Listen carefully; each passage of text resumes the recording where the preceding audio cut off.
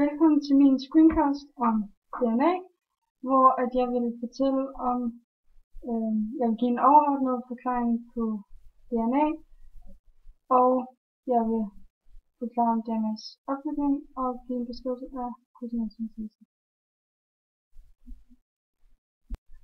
Overordnet om DNA. Her der har vi en eukaryot celle, og det er det, som alle levende organismer, undtagen bakterier, de har. Altså dyr, planter, svampe, mennesker har en eukaryot celle. Og en eukaryot celle består af mange ting, men det som er meget vigtigt, det er, at de har en cellekerne, hvor at bakterier, som er de eneste, som ikke er en eukaryot celle, de er en prokaryot celle,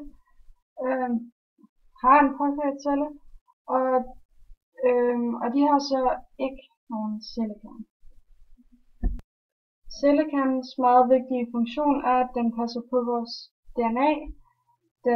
Der er mange stoffer, der skal mange reaktioner ude i cellen, så det er godt, at vi har en cellekerne, som kan passe på vores DNA, da vores DNA er rigtig vigtigt for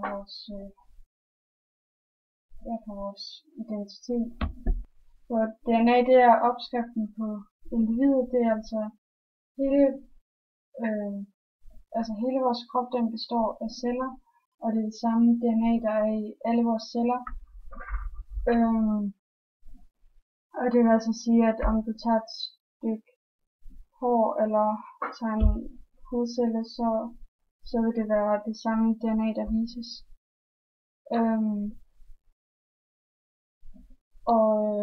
Og som DNA's hovedfunktion, det er, at det er opskriften på proteiner. Og hvis man skal læse DNA'et, så har det en retning, man skal læse. Man skal starte med at læse fra 5 mærkeenden, og man skal slutte med at læse fra 3 mærkeenden. Og her ser vi et kromosom, og et kromosom, det er altså en DNA-streng med tilhørende proteiner. Og os mennesker, vi har 46 kromosomer, og det er altså 23 par, 23 fra mor og 23 fra far.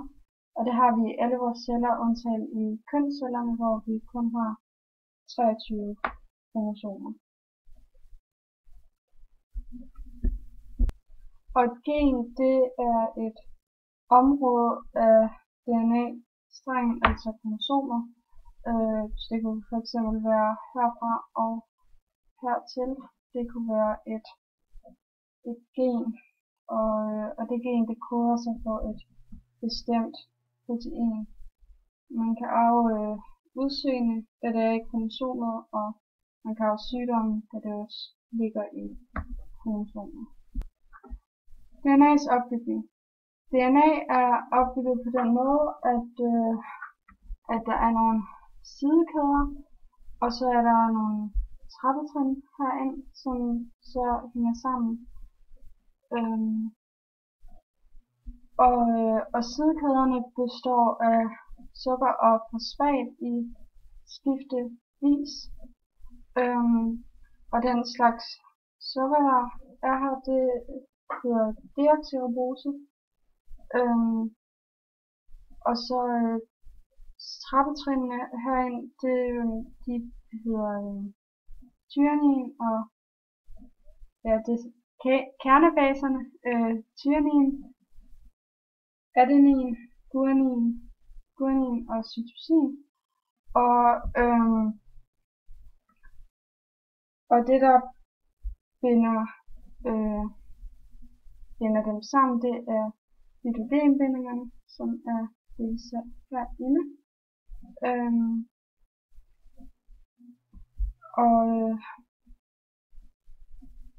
Kernebaserne kan kun sidde på én måde, og det er altså det, der hedder basepointsreglen.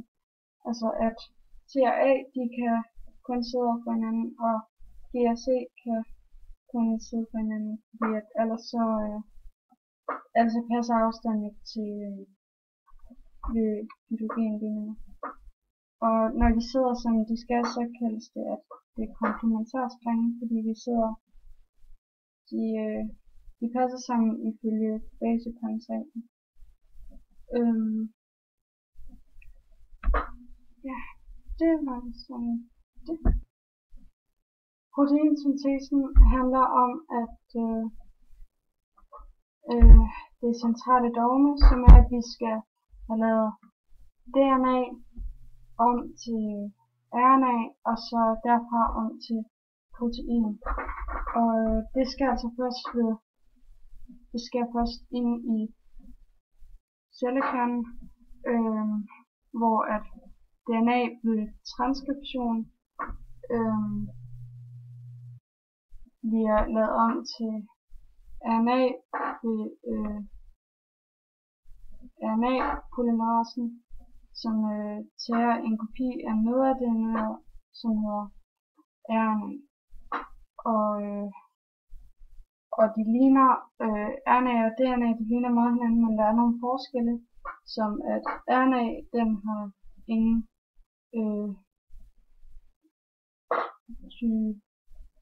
tymin, i stedet så har den uracil, og RNA, den har kun én streng, som vi kan se her, hvor at DNA har 2 strenge, som vi kan se her.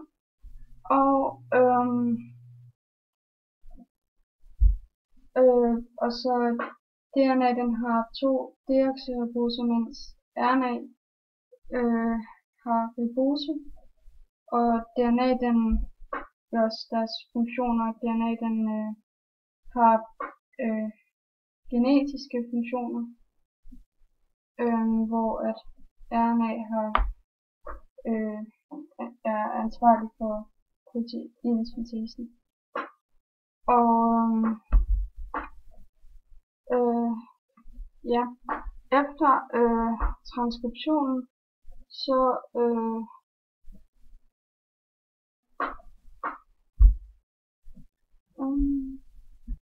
så bliver mRNA transporteret ud af cellekernen og ud i cellen, og hvor vi ser den hernede, hvor at den kommer ind til ribosomet, som oversætter RNA til protein, og så har vi tRNA her, som kommer med aminosyre til ribosomet i den rigtige rækkefølge, og ribosomet sætter så det hele sammen til protein. Og protein består af aminosyre, som er sat sammen med peptidbindinger, og når de er bundet sammen, så har de en aminogruppe på den ene side og en syregruppe på den anden side. Og aminosyre bliver produceret ude i cytoplasmaen, så det er der, hvor tRNA de går ud og henter dem.